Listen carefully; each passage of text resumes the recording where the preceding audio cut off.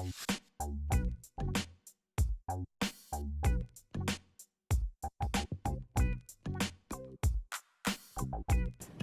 from the High Point Public Library. This is Cooking It Up, a cooking program for tweens.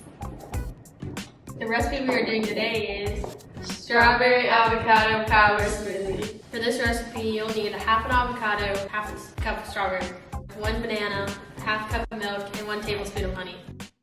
Carefully slice the avocado in half and remove the pit. Scoop half of the avocado flesh into the blender, followed by the frozen strawberries, banana, milk, and honey. Blend on high until smooth.